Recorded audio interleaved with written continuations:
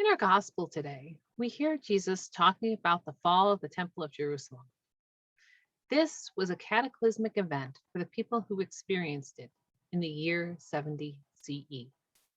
Now, whether Jesus prophesied that it would happen is debatable. The only texts that portray Jesus making this prediction are the Gospels written in the years after the fall. Jesus did say something about the temple, but it may have been in making a comparison between the decades of work that had been spent restoring the temple, showing the limitations of humanity, in contrast to his own ability as the Word made flesh to be killed and rise from the dead, fully restored and made new in a matter of 3 days. So, if it is questionable that Jesus ever really talked about the physical temple being destroyed, why did Mark and the other evangelists feel the need to include it in the Gospels? Well, in the time that they were writing, most Christians were still Jewish. They came from Jewish families, lived in Jewish towns and villages, and worshiped at Jewish synagogues. The fall of the temple was not some distant concept that was impacting those people over there, but rather had a direct impact on the early church. Jewish Christians in Jerusalem and throughout Judea and Galilee fled ahead of the encroaching Roman army, while their more traditional friends and neighbors and those too old or infirm or pregnant got left behind to face torture, massacre, and forced marches to Rome.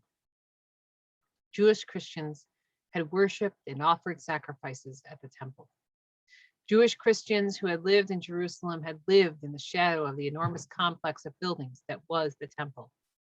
To imagine that it could be destroyed, that this giant structure, the house of God, could be destroyed, was unfathomable. 70 CE represented the end of the world for Jews, Christian and non-Christian alike. The destruction of the temple meant that their worlds would never be the same again. The temple had been the center for worship. Even Christian Jews had continued to worship there. Everyone had lost loved ones. Everyone was mourning. Everyone was broken. And yet, from this brokenness, modern Christianity and Judaism arose.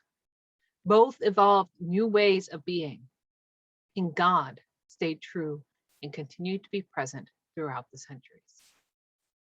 Despite the horror and the loss and the brokenness and the darkness, life found a way. Light found a way. God found a way. And that is why, despite its ahistoricity, the evangelists felt the need to include Jesus' prediction of the fall of the temple in Jerusalem in the gospel. Not because it happened, but because hearing that it happened gave hope in a time without hope, that God's promise was still valid, that God was still present, and that this was not the end. And I think it is a message we all need to hear today.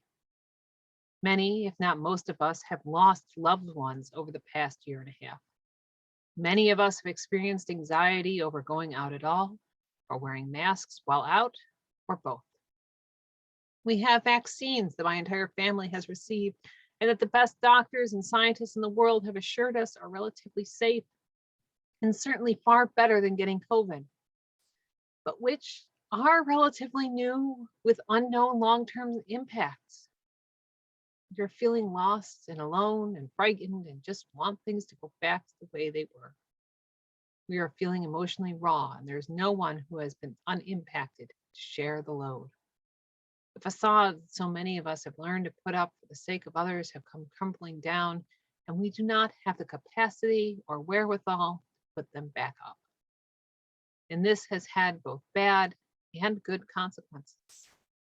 On the one hand, I have learned things about friends and coworkers that they have always resisted sharing, and now I can see them as individuals and understand where they are coming from in new and deeper ways. On the other, it has also meant that prejudices, hatred, and anger, which was before simmering well below the surface, that no one was impolite enough to actually express, is out for the world to see, and violence and divisiveness seem to be at all-time new levels. We are all learning who we are in this new world and discovering things we like and things we don't like about our new selves. But at the same time, God is still with us. God is still speaking. This time of crisis will also pass, and eventually, unfortunately, a new crisis will take its place. But God will never desert us. And no matter how bad it may seem and how existential the threat may seem, in the end, God will prevail. And until the day of the Lord comes, we need to continue to live together in gentleness towards one another, holding one another accountable, but also offering forgiveness and understanding, being Christ to one another until he comes again incarnate. Amen.